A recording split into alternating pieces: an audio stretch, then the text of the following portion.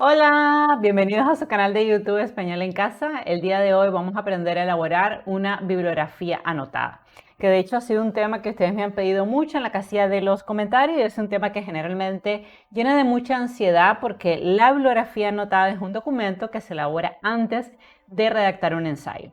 De hecho, es un documento que nos permite precisar la tesis del ensayo, a grandes rasgos los argumentos y luego que incluye información sobre al menos dos fuentes que hayamos consultado, vamos a extraer esas citas y todo esto se hace en un documento que es el origen de todo ensayo. De hecho, normalmente los profesores piden antes de la entrega del ensayo una bibliografía anotada y eso es lo que vas a aprender a hacer el día de hoy, como siempre, a través de un ejemplo, que es la mejor manera de aprender. Antes de continuar, si es la primera vez que estás viendo un video en mi plataforma educativa, te pido que te suscribas a mi canal, me regalas un like y compartas el link de este video con otras personas que están aprendiendo español o que están aprendiendo a hacer un ensayo.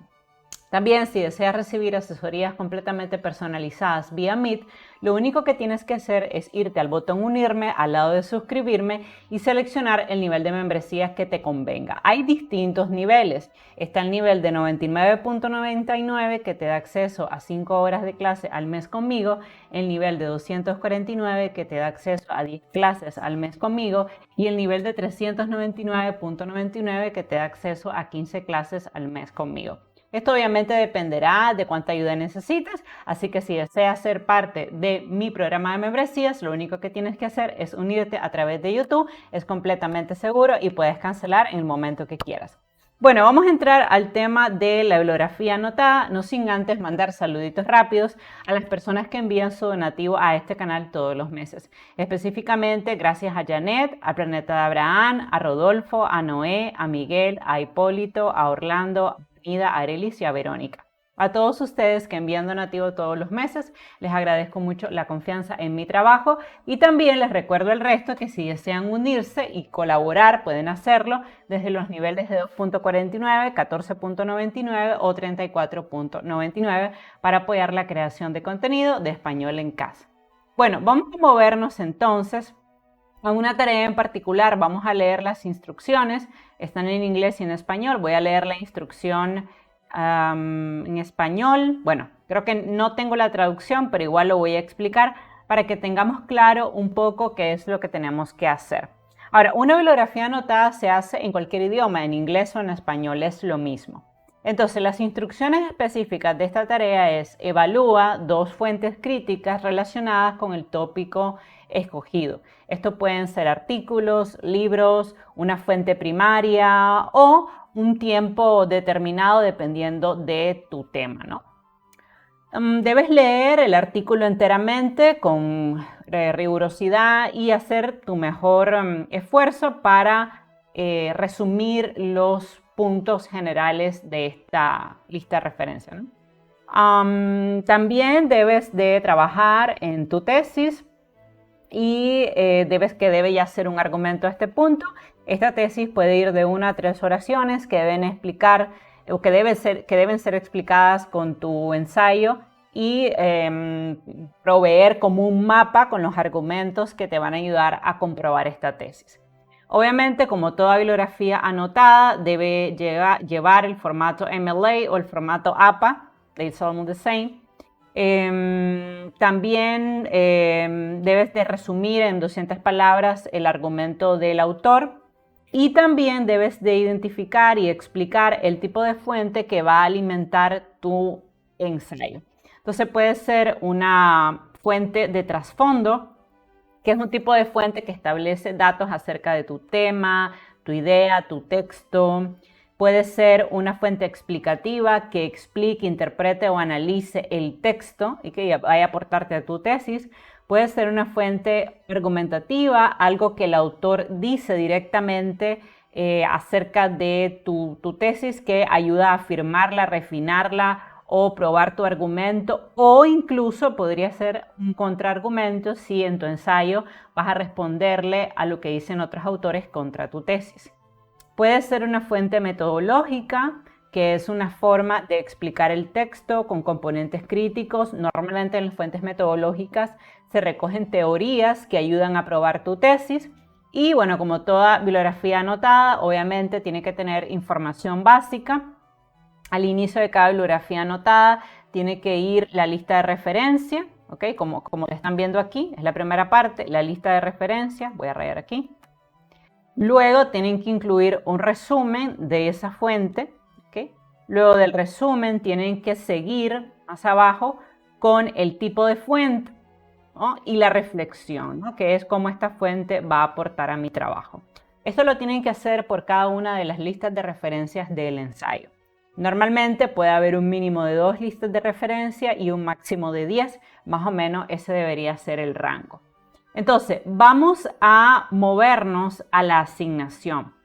Cuando te piden una bibliografía anotada, incluso antes de la bibliografía anotada, hay que tener claro cuál va a ser la tesis de tu ensayo, porque en base a esa tesis tú vas a buscar información. Si no tienes una tesis para tu ensayo, no puedes proceder a la bibliografía anotada. Entonces, en este caso, esto es un ensayo sobre un cuento que se llama La lengua de las mariposas. El ensayo va a tratar del simbolismo que hay dentro de la lengua de las mariposas. Ese cuento yo lo tengo analizado en mi canal, analizamos el significado, el simbolismo y todo lo demás. Lo ideal sería que vayas a ver, si de casualidad el ensayo lo tienes que hacer de este cuento, primero ver ese video y luego moverte a este video. Pero a grandes rasgos, La lengua de las mariposas es un cuento que habla acerca de un niño a cuyo profesor le va a cambiar la vida. O sea, este niño, lo conocen como Moncho, va a venir de un origen un poco humilde y va a tener mucho miedo de ir a la escuela porque normalmente en España, en la época antes del franquismo, había mucha violencia en las escuelas y se le pegaba a los niños. Entonces él tiene miedo de ir a la escuela, pero cuando comienza a ir a la escuela conoce a don Gregorio, que es un maestro cercano, interesante, que fomenta la curiosidad, que no maltrata, que no pega.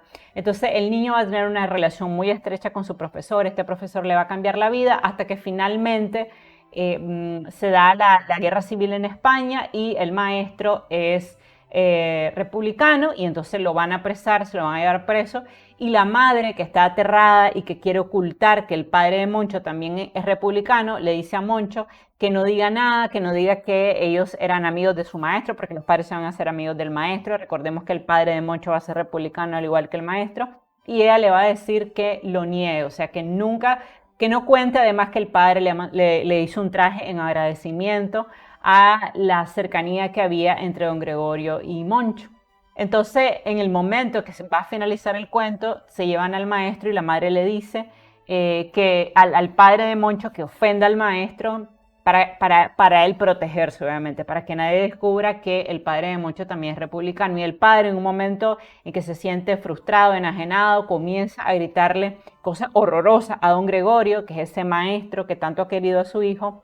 Y Moncho en ese momento hace como una transición de la niñez a la adultez y menciona 3 palabras. La primera es zapa, la siguiente es iris y la otra es, creo, tilonorrinco, era algo así. Entonces, básicamente esas 3 palabras tienen un gran contenido simbólico porque él le decía a su maestro sapo porque decía que era feo. Y las otras 2 palabras fueron palabras que su maestro le enseñó. Entonces, de esta manera encubierta, Moncho en realidad no lo está ofendiendo porque lo que le está diciendo con esa frase es que nunca va a olvidar sus enseñanzas. A grande rasgo, este es el cuento. El cuento tiene un gran simbolismo. Cada cosa dentro de la lengua de las mariposas significa algo y por tanto, de esa idea original que yo tengo de analizar el profundo simbolismo en el cuento La lengua de las mariposas, vamos a construir una tesis para ese ensayo. La tesis es la siguiente. En el cuento La lengua de las mariposas del escritor Manuel Rivas se recoge un profundo simbolismo que se ve reflejado en cada uno de los personajes de la historia, en su título y en su diálogo final. El maestro representa el conocimiento, o sea, don Gregorio es el conocimiento. Los padres del niño, el bando nacionalista y republicano, porque la madre es nacionalista y el padre es republicano. Moncho representa el germen del aprendizaje, la mariposa, porque se llama La lengua de las mariposas, representa la libertad y el diálogo final que tiene el niño con el maestro de manera bastante críptica representa la rebeldía cognoscitiva del niño ante la fuerza bruta de los soldados en ese momento. Entonces, esta es la tesis y por tanto toda la bibliografía anotada tiene que ir orientada a soportar esta tesis. Luego tengo varios argumentos, aquí los tengo. Normalmente los argumentos se desglosan en oraciones que obviamente tienen que soportar mi tesis. Entonces los argumentos son estos. La historia es parte de la memoria histórica de la Guerra Civil Española en toda su crudeza. 2. Don Gregorio representa el saber y el conocimiento versus la educación católica y tradicional. 3. Los padres de Moncho representan los bandos enfrentados en la Guerra Civil, nacionalistas versus republicanos. Moncho representa el germen del conocimiento, ya que a pesar del miedo, decide despedirse de don Gregorio con 3 palabras que solo ellos entienden. El título representa la libertad, que solo se logra a través del conocimiento, y el diálogo de despedida trasciende el ámbito donde se le enuncia y se instala en el espacio cognitivo del lector, por lo que simboliza el triunfo del saber sobre la fuerza.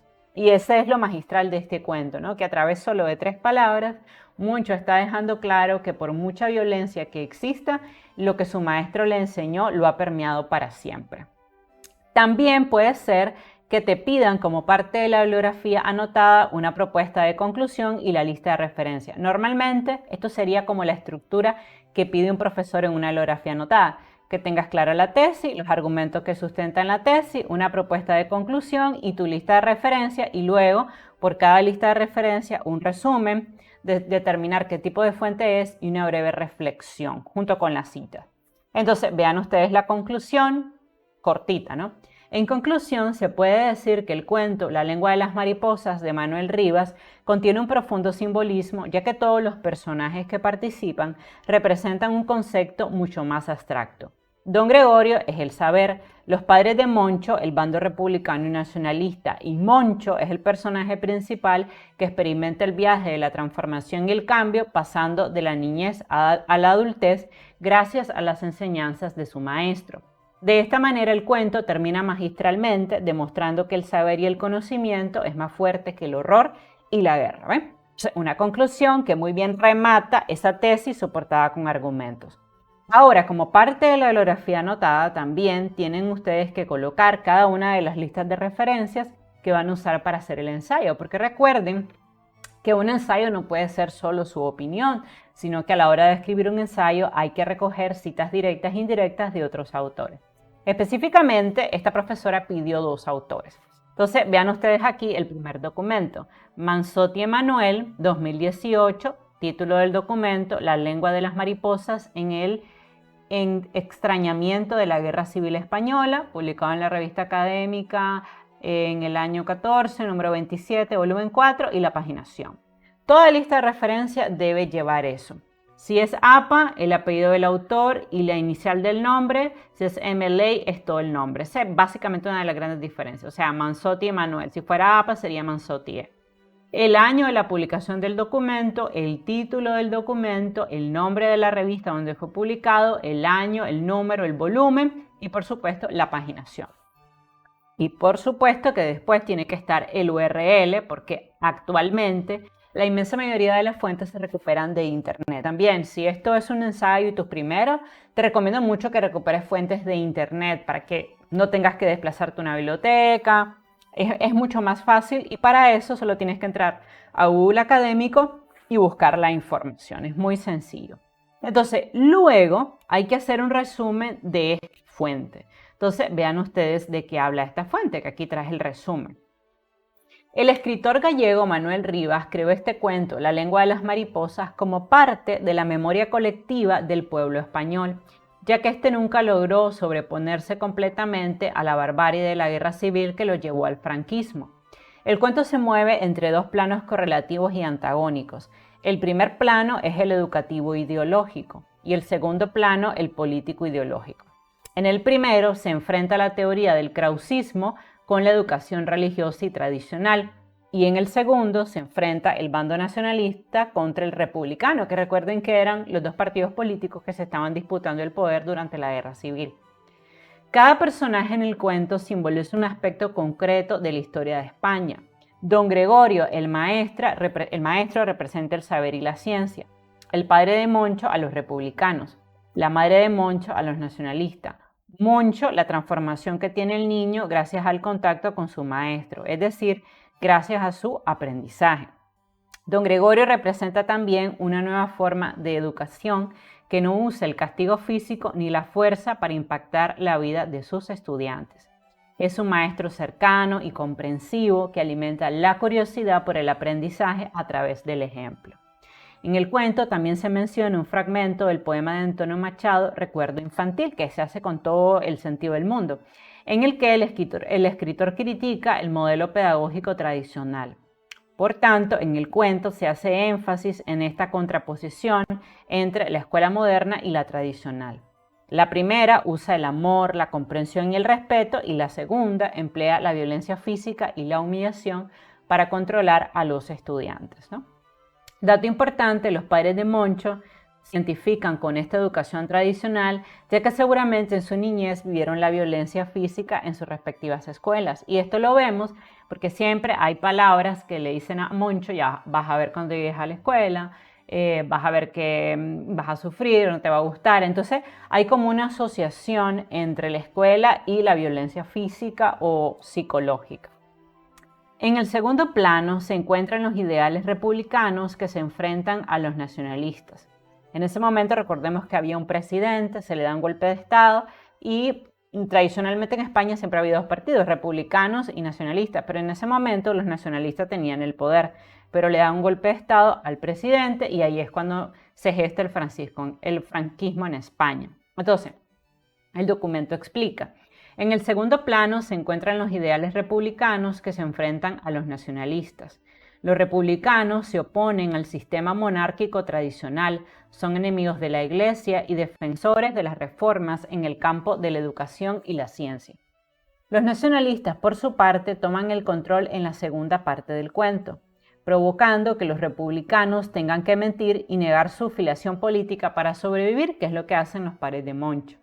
Esta situación la representa el padre, quien al final del cuento niega su filiación partidaria por presión de la madre de Moncho, quien está decidida a mimetizar a la familia para garantizar su supervivencia.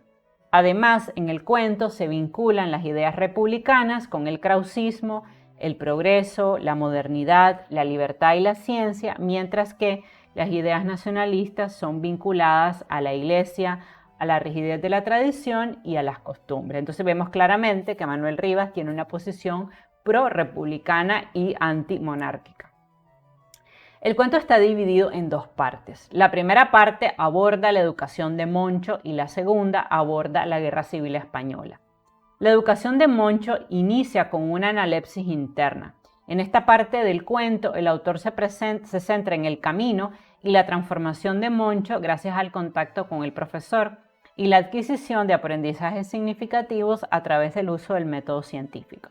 La segunda parte aborda el estallido de la guerra civil y comienza con una elipsis temporal que da por finalizado ese flashback, o sea, ese recuerdo hacia atrás, y nos sitúa en julio de 1936. En esta parte del cuento se ve claramente cómo la madre de Moncho toma el control de la situación y de la familia y obliga a su padre a renegar de su afiliación política para poder sobrevivir.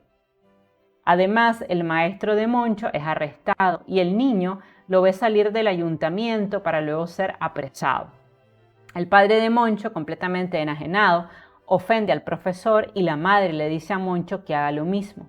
Pero el niño solo puede articular 3 palabras: sapo, tilonorrinco, iris.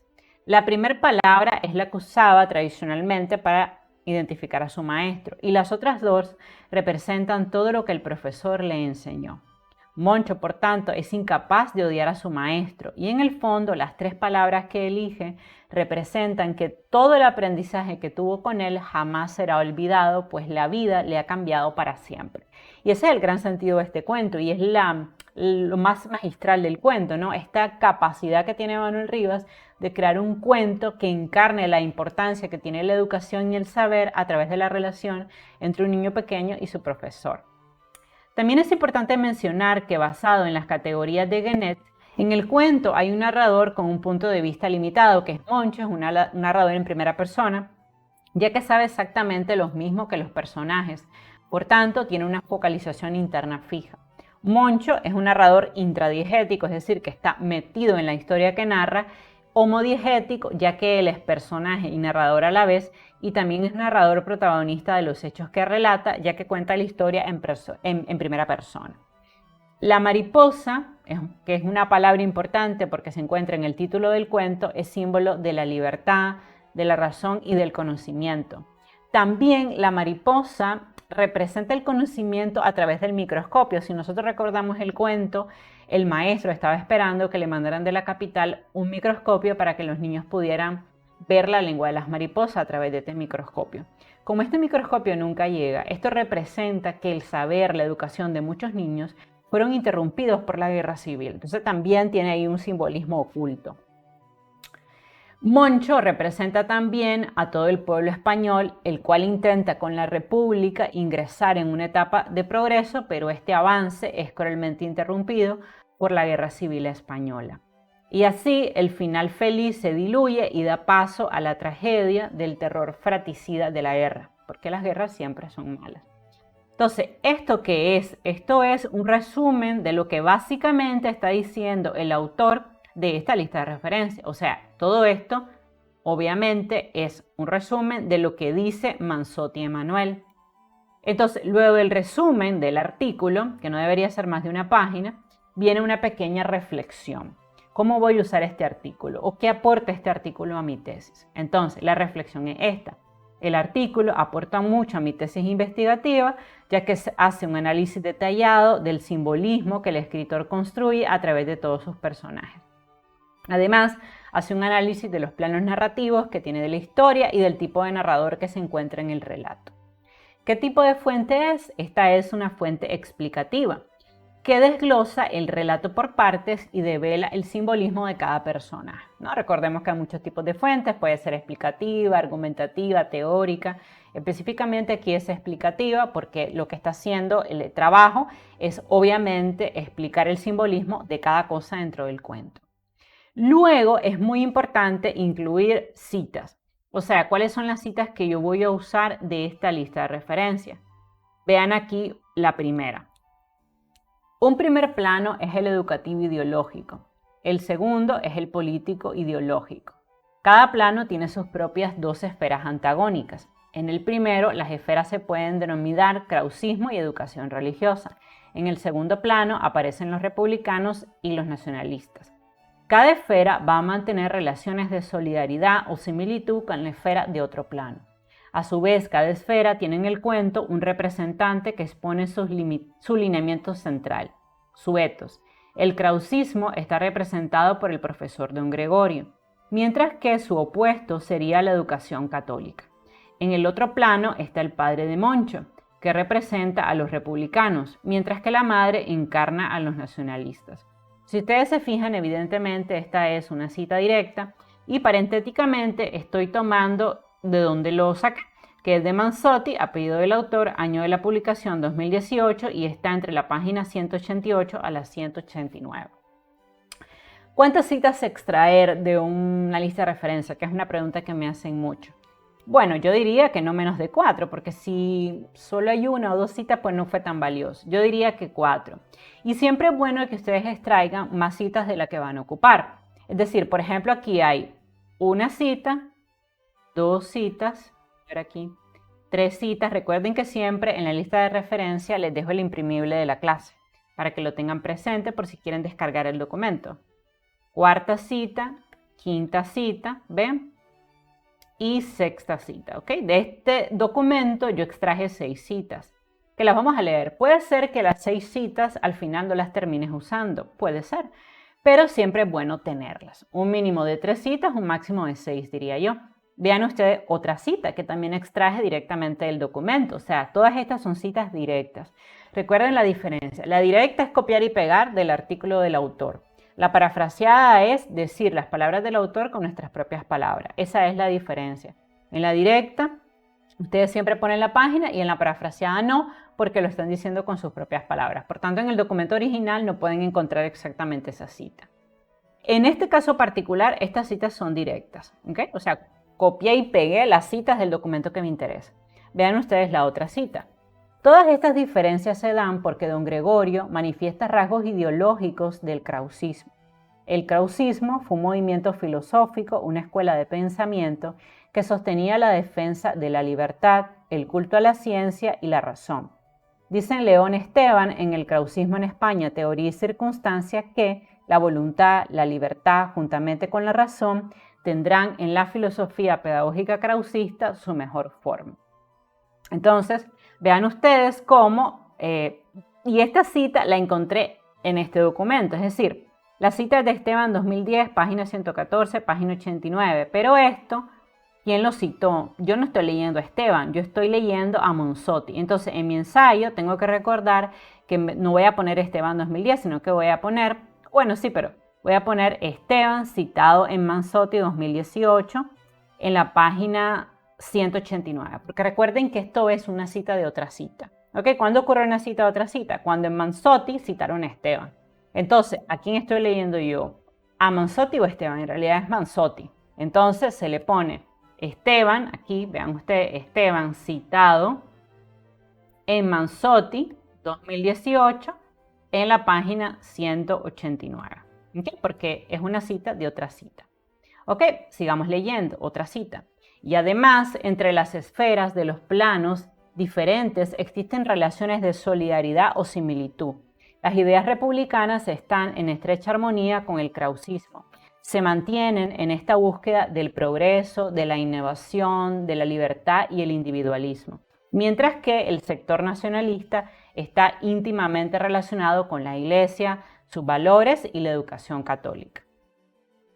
Vean ustedes que siempre voy poniendo la página para que no se me olvide, porque un error muy común es leer el artículo, extraer la cita y no colocar la página. Y entonces luego a la hora de hacer el ensayo van a tener que volver a leer la lista de referencia. Entonces recuerden, van extrayendo cita y van citando con normativa APA o MLA.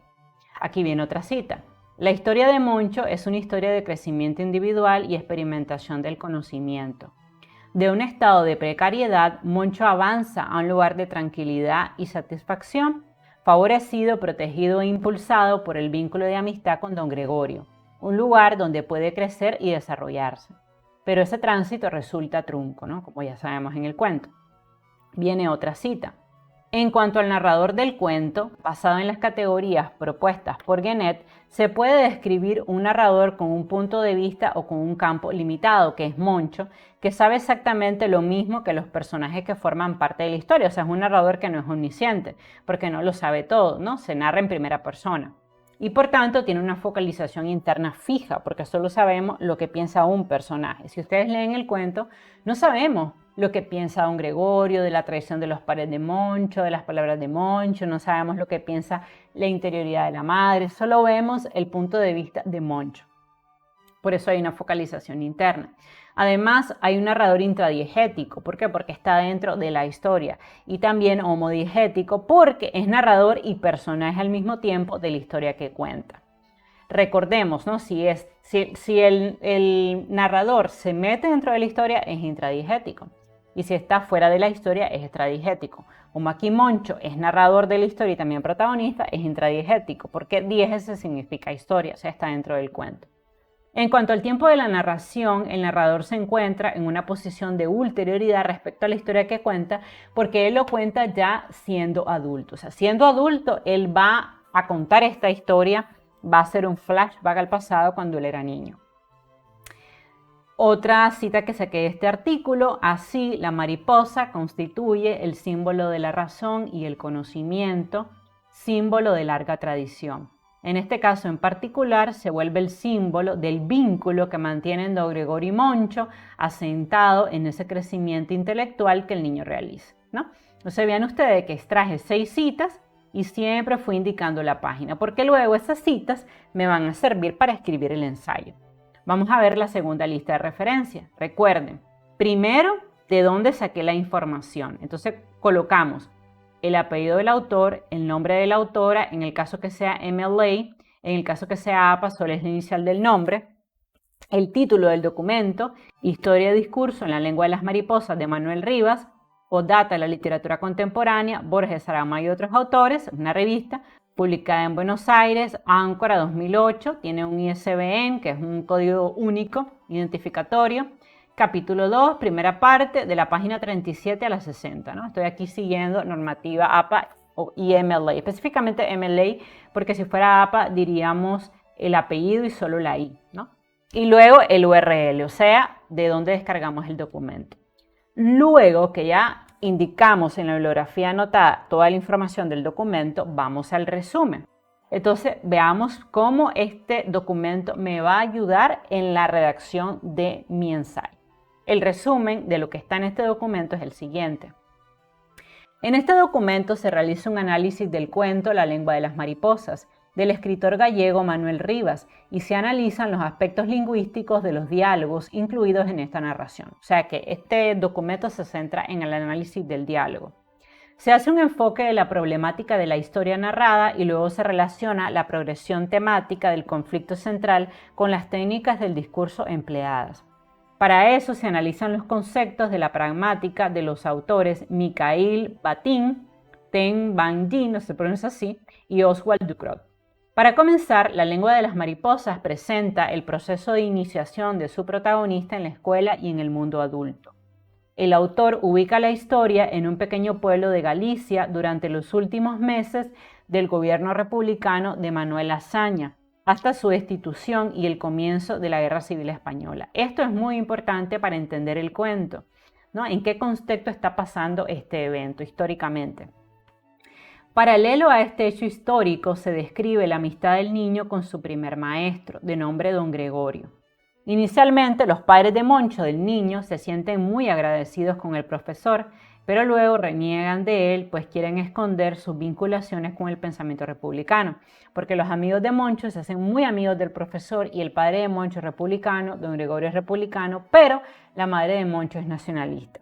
Mientras que no se ha producido el quiebre porque hay un gobierno republicano, la madre de Moncho va a quedar relegada. Ella representa a todos los nacionalistas, pero una vez que se hace el golpe de Estado y los nacionalistas le quitan el poder a los republicanos, hay un cambio de fuerza y es la madre la que va a tener el dominio total de la familia y ella va a obligar al padre de Moncho a ofender al profesor y a renegar y a decir que él no es republicano. No hay como una traición entre ellos. Bueno, entonces, luego reniegan de él para esconder sus vinculaciones con el pensamiento republicano y le piden a Moncho que haga lo mismo, pero el niño, en quien el maestro ya ha insertado el germen del conocimiento, no puede hacer. O sea, el niño no puede traicionar a su profesor porque lo quiere, le tiene aprecio. Y a través de un juego semántico logra eludir este repudio público que le está haciendo el pueblo para demostrarle que en el fondo él siempre lo va a querer porque todo lo que le enseñó es algo que nadie le puede quitar, ni siquiera a través de la fuerza bruta. En el cuento, la fuerza del desenlace dibujará una escala ascendente.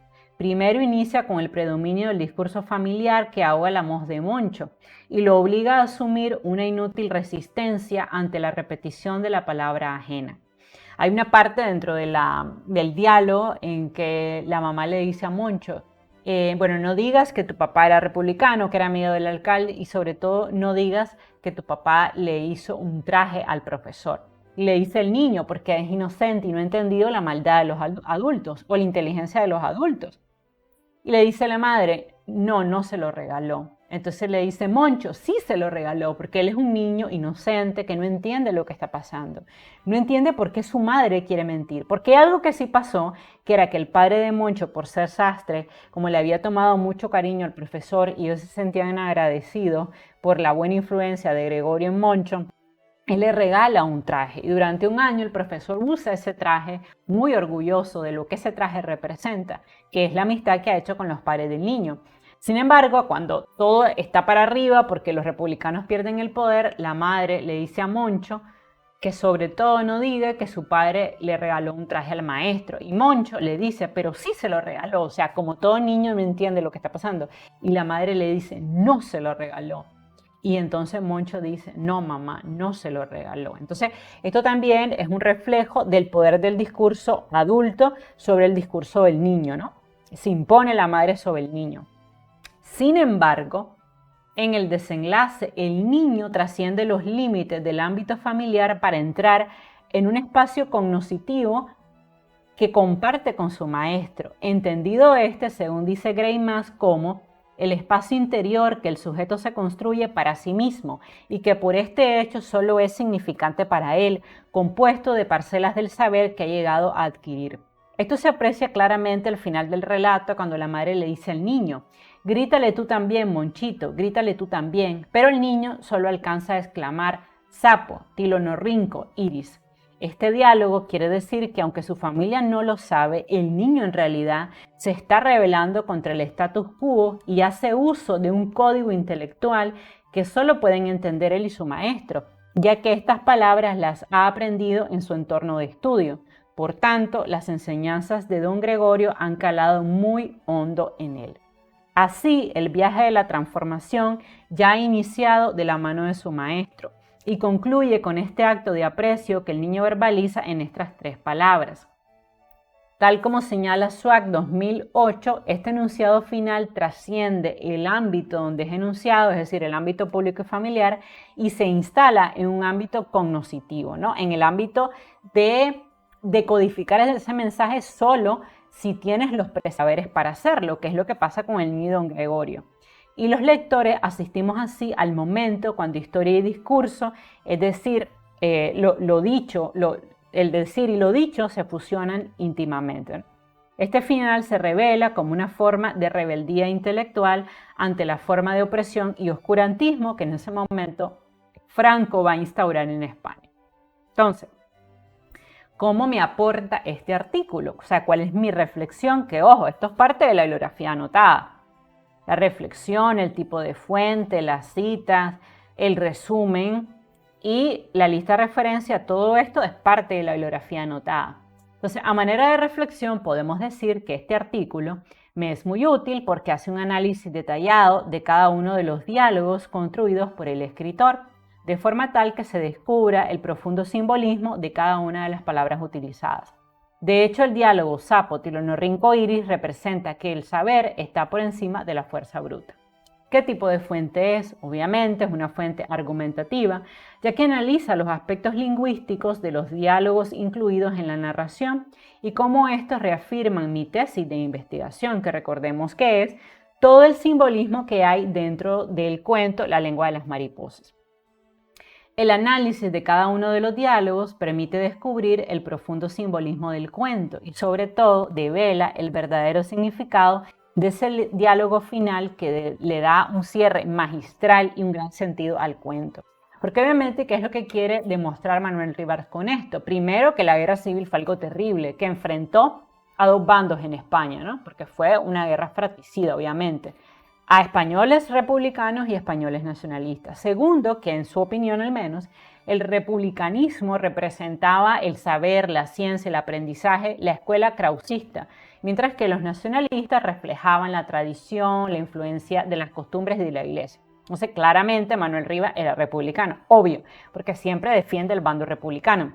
Pero el cuento también lo que quiere decir es que a través de la relación de don Gregorio y el niño, básicamente don Gregorio le hace un gran regalo a Moncho, que es el regalo del aprendizaje, del saber. Y este regalo pone al niño incluso en posición de superioridad a sus padres, a la Guardia Civil y al resto del pueblo cuando van al ayuntamiento y se están llevando preso a todos los republicanos y el padre de Moncho no tiene la inteligencia ni la sagacidad para responder de una manera más brillante, sino que la madre le dice: oféndelo, oféndelo. Y entonces el padre ofende a los hombres que están siendo apresados, entre los cuales está el profesor de Moncho. Pero Moncho no hace lo mismo.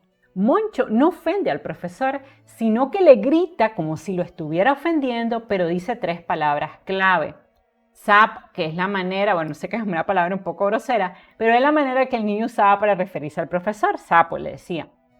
Tilonorrinco, que es una palabra que se usa dentro de la historia, no sé, es algo de botánica, ¿no? Él representa lo que aprendió con el profesor, y también la palabra iris.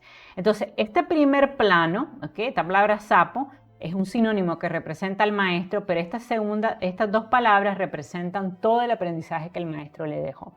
Por eso es que al final eso es lo que representa el cuento, y es muy cierto. El saber vale más que la fuerza. El que se quiere imponer a los demás a través de la fuerza bruta es porque no tiene argumentos sólidos para imponerse a través de la razón. Y eso es lo que nos quiere decir esta historia. Entonces, Obviamente es una fuente argumentativa, ¿no? Porque hace un análisis de todos estos elementos importantes. Bueno, vamos a leer las citas, que recuerden que la cita, ¿ok?, debe llevar la paginación para que ustedes luego, a la hora de redactar el ensayo, puedan localizarla rápidamente. Entonces, de ahí extraje una, a ver, 2, 3, vamos a ver cuántas citas, 4 aquí, 5, 6, 7 y 8 citas. Vean ustedes que traje bastantes citas y las voy a leer. Ahora, como les digo, la cantidad de citas no debería ser menos de 3, porque si la fuente realmente casi no tiene citas, que no te está aportando mucho. Pero máximo yo diría unas 6, 10 máximo en cuanto a citas, ¿no?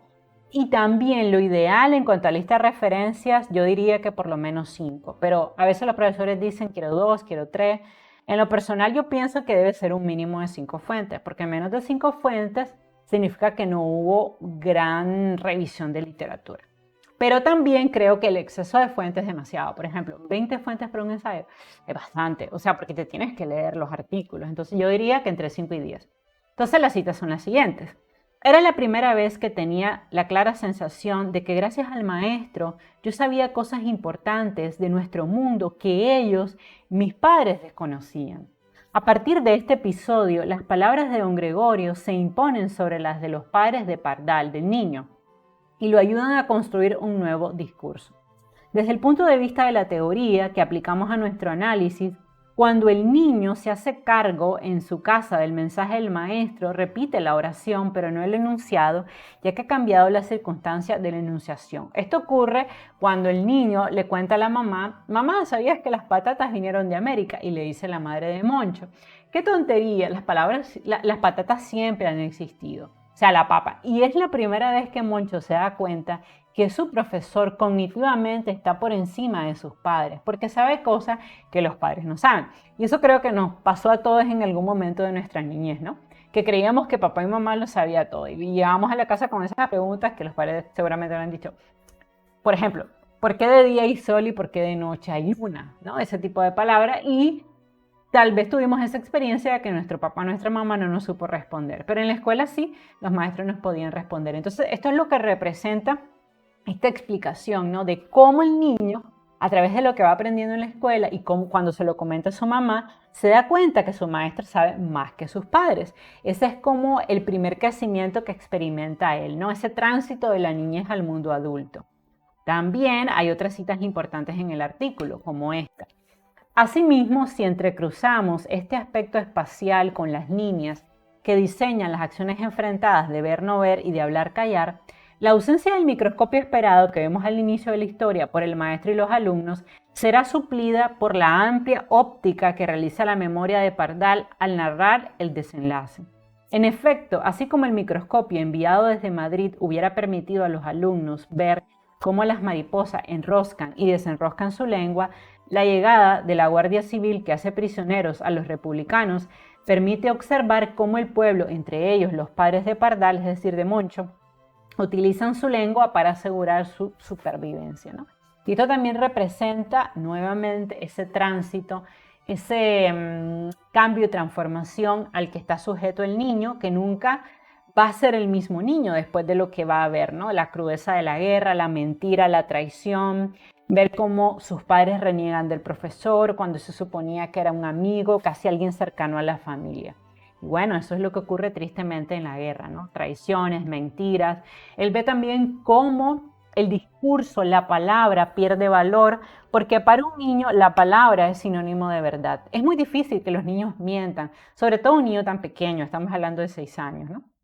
Puede ser que luego ya un niño vaya incorporando esos malos ejemplos que le damos los adultos, porque la mentira no es algo bueno. Pero bueno, el punto es que este niño, por primera vez, ¿no?, va a experimentar esa disonancia cognitiva entre lo que dicen los padres y lo que es verdad. Y va a ver que lo que dicen sus padres cada vez se aleja más de la verdad. La segunda acción emprendida por la madre es asumir una máscara e invitar a su hijo a que le imite. Entonces, cuando se da cuenta que han perdido los republicanos el control del pueblo y lo han tomado los nacionalistas, ella le ordena al niño Recuerda esto, Moncho. Papá no es republicano. Papá no era amigo del alcalde. Papá no hablaba mal de los curas. Y otra cosa muy importante, Moncho. Papá no le regaló un traje al maestro. ¿No? Nuevamente aquí vemos ese uso de la palabra a conveniencia de la madre. Y otra cosa muy importante. Ya lo dije, no le regaló un traje al maestro. Vale aquí lo trabajado anteriormente para el uso de la negación. En un principio, el niño rechaza el pedido al afirmar con seguridad, sí, mamá, sí que se lo regaló. Pero luego la madre insiste, no, no se lo regaló y se impone ante el niño. Y finalmente, Pardal o Moncho repite la respuesta obligada y asume la máscara del discurso ajeno y concede, no, mamá, no se lo regaló. ¿Ven? Entonces, ven cómo estas citas efectivamente me van a ayudar luego a soportar la tesis de investigación, porque ¿cuál es la tesis? Recordemos que la tesis está aquí arriba, ¿ok? Es el simbolismo que hay en la lengua de las mariposas. Es esto que ustedes ven en verde. Todas las citas que yo extraiga de mi fuente recuperada tienen que apoyar mi tesis, si no, no me sirve. Por eso las estoy leyendo, porque muchas veces, como soy profesora de este tipo de trabajos, me entregan citas que no tienen nada que ver con la tesis y eso es absurdo, porque todas las citas tendrán que aportar algo a probar mi tesis. Si no, no deben de estar allí, en la bibliografía anotada.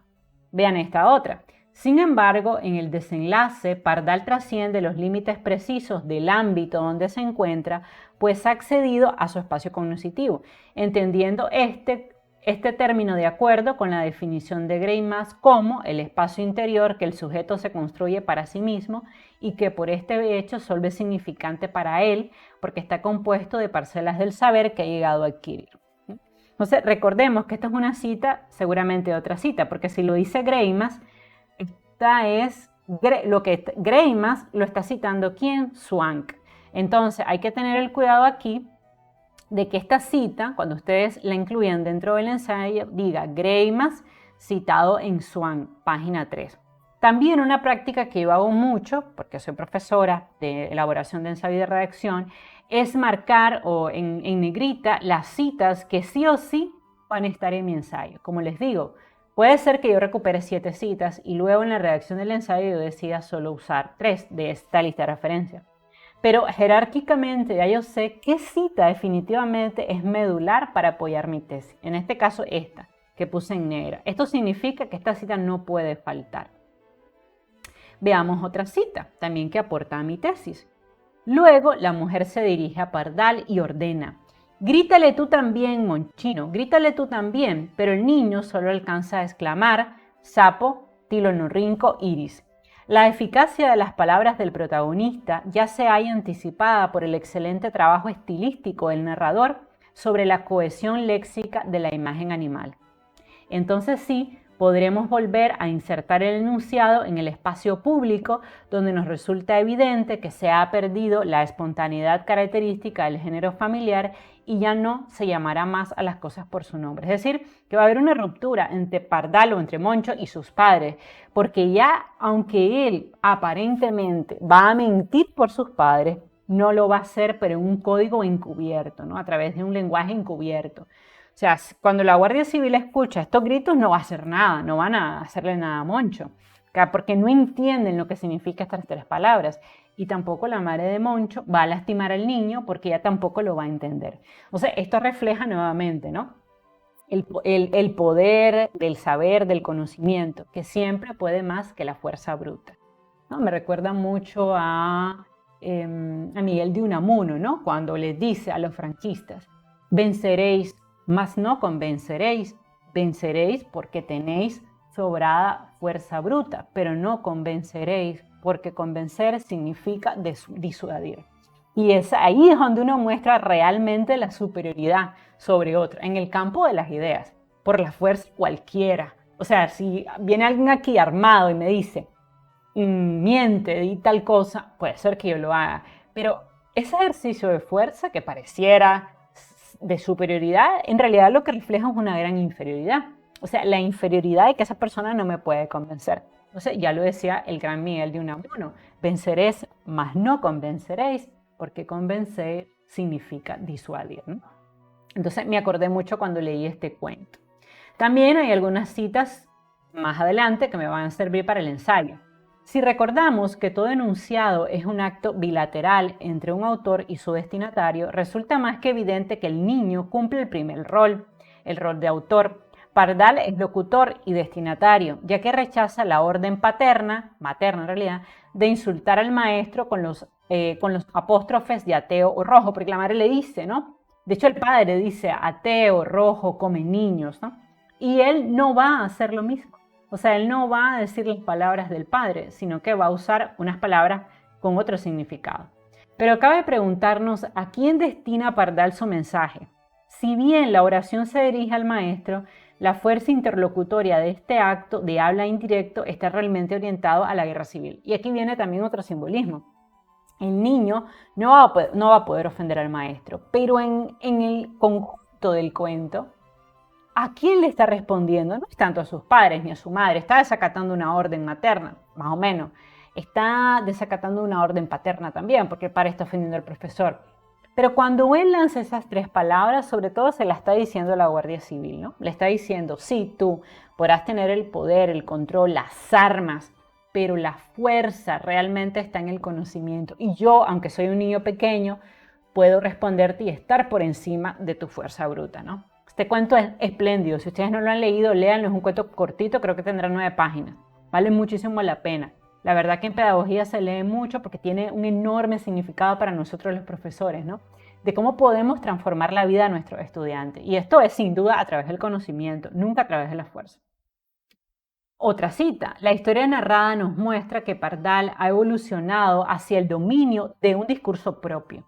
Es cierto, sin embargo, se habrá cuestionado sobre qué palabras pronunciar delante de la muchedumbre. El niño resuelve esta difícil situación construyendo una jerarquía de categorías semánticas de acuerdo con su punto de vista y que solo cobra sentido dentro de su dialecto particular. Claro, solo el niño y el maestro van a entender este código, no entre ellos. Opta entonces por emitir un mensaje que a modo de código secreto únicamente puede ser decodificado por el maestro. Nadie más va a entender esas tres palabras, ni su madre, ni su padre, ni la gente del pueblo, ni sus amigos, ni los vecinos, nadie.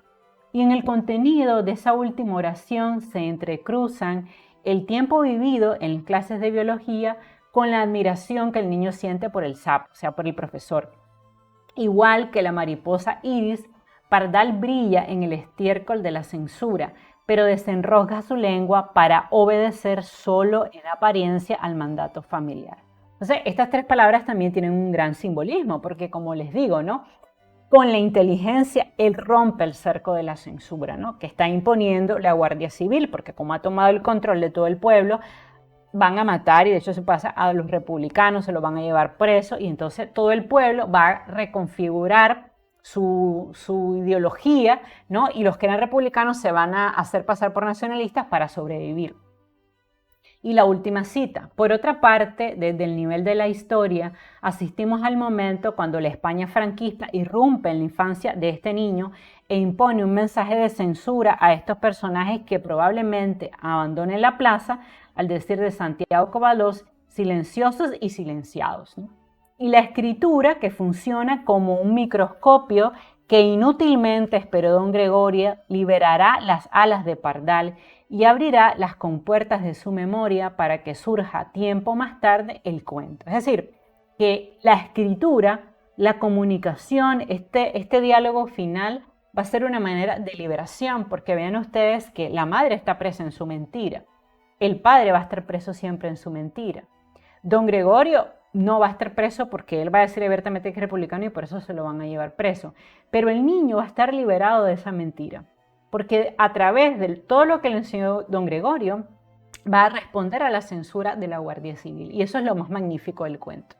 Bueno, y así se hace una bibliografía anotada. Recuerden que una bibliografía anotada, las partes que deben incluir, propuesta de título, también muy recomendado eso, la tesis de investigación, los argumentos que sustentan la tesis, una conclusión que invite a la reflexión, la lista de referencias siguiendo normativa APA o MLA, aquí que ven en azul, el resumen de cada uno de los documentos recuperados, aquí está el resumen, una breve reflexión, cómo voy a usar este documento, explicar qué tipo de fuente hay y cuáles son las citas que yo extraje de este documento y que luego voy a incorporar en mi ensayo.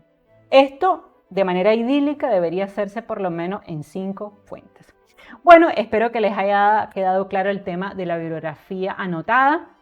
Obviamente les dejo siempre el documento en el link de la descripción de mi enlace para que ustedes lo puedan descargar y revisar. Recuerden que una bibliografía anotada no es más que un documento que nos va a permitir facilitar el trabajo de elaboración de un ensayo. No debería haber ensayo sin bibliografía anotada, porque en la bibliografía anotada es cuando ustedes van a crear el título del ensayo, la tesis del ensayo, los argumentos que sustentan el ensayo, la conclusión del ensayo y la lista de referencias. Además, en la bibliografía anotada, ustedes van a ir construyendo la lista de referencias y van a hacer un resumen de cómo la fuente va a ser usada en el ensayo, va a incluir una reflexión, van a especificar el tipo de fuente y sobre todo van a colocar las citas que luego ustedes tomarán para redactar el ensayo. Si ustedes hacen una muy buena bibliografía anotada, les garantizo que van a tener un excelente ensayo.